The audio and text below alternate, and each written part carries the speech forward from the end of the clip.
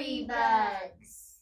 Welcome to Story Time. I'm really glad you're here. I've got a good one called The Great Race of the Birds and Animals. And this book is written and illustrated by Paul Goble and published by Aladdin Paperbacks. And we're reading this with permission from Simon and Schuster. Look at that beautiful buffalo. All right. Now this sign here says, "Buffalo are dangerous. Stay on highway near your car." Buffaloes are huge. Their heads are like very huge. So if you ever see a buffalo, don't get out of your car. All right, here we go. Do you know why buffaloes have long hair on their chins?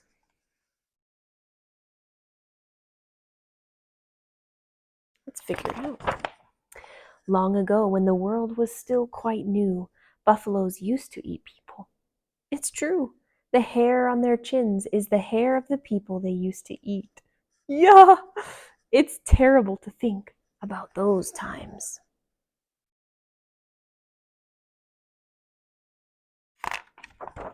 The Creator saw how people suffered. He heard their prayers for help. There came a day when he told Crow to call all living things together to the hills which rise like an island from the center of the great plains. The people and the buffaloes and every bird and animal heard Crow calling, and they came to the hills from all directions across the plains.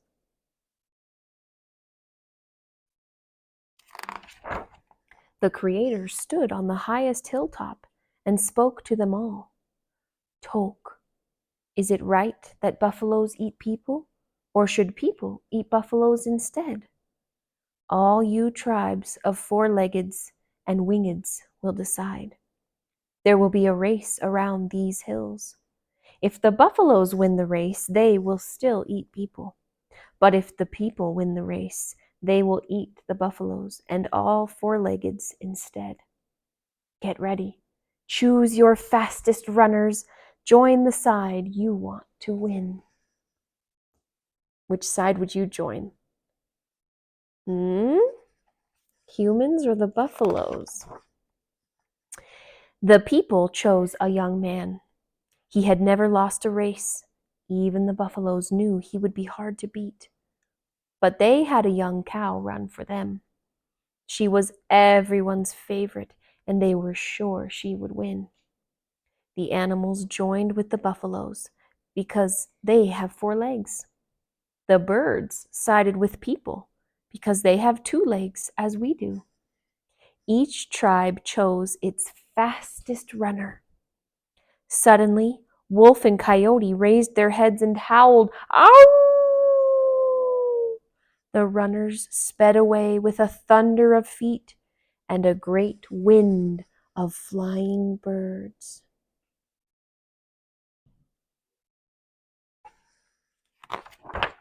The birds flew ahead like arrows. Magpie beat her wings fast, and even the tiniest birds left her behind. But she had made up her mind she was going to win. She had been thinking things out and made a plan. She flew down and sat on Buffalo's back. This is a magpie right there. She's a black bird with some little bit of white and a little bit of blue. She's really pretty. The day was hot. The birds were panting, and when they came to a stream, they stopped to drink. But they drank too much and then fell asleep in the trees. The animals swam past them, except for Beaver, whose legs were too short for such a long race, and he slipped into a lovely pool in the shade of the trees. Otter followed, and Muskrat too. Buffalo and the young man took the lead, and the larger animals were staying close behind. Magpie had not made a sound. Nobody had even noticed her sitting on Buffalo's back.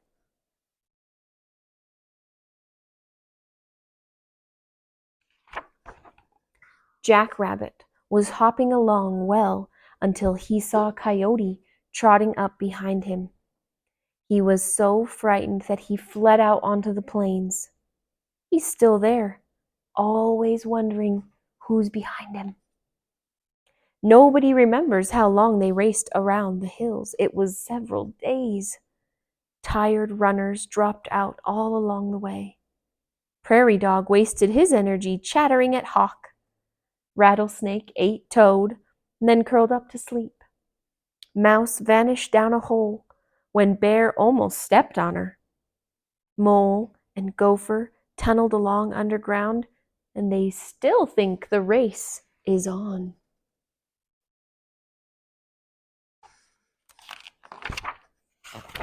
The young man fell farther and farther behind Buffalo. He had run his best. Nobody could say he would have run better. Even Buffalo was almost exhausted, and her head hung low. Magpie was still clinging to the thick woolly fur on Buffalo's back. But when Buffalo saw the finishing line, she ran faster in a final effort. All the four-legged animals watching from the hillsides cheered her. They were quite sure she was the winner.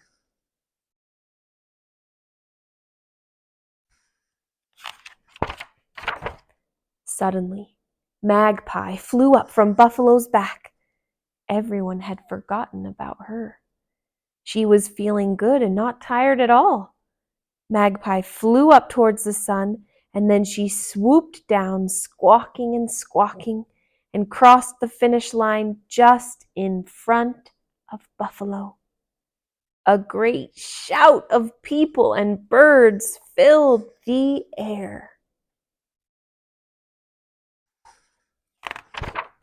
Oops. Magpie, the slowest of all the birds, had won the race for the two-leggeds. Ho hectua vuelo. I imagine that's the Native American language.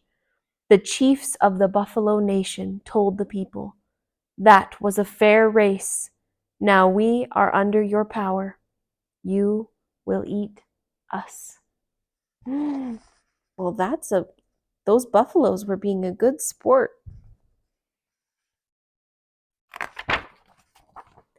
And then the Creator spoke to the people.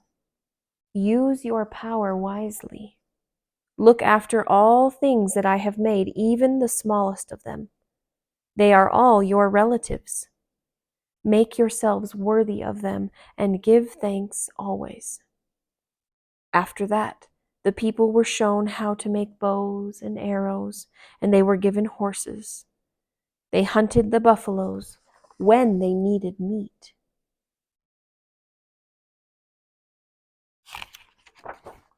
Nobody ever harms Magpie. The people have always been grateful to the birds for taking their side in the great race.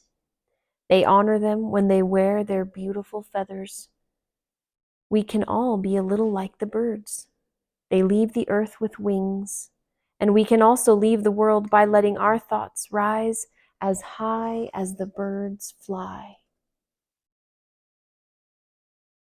Wasn't that a cool story? First of all, we got to learn about where all the different animals found their place in this world, and also we got to learn about being grateful for the beautiful earth too.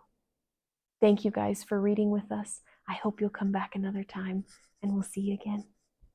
If you guys enjoyed reading that story, would you please click subscribe down below? We read new stories just like this one every day, and we would love to let you know when there's a new story to listen to.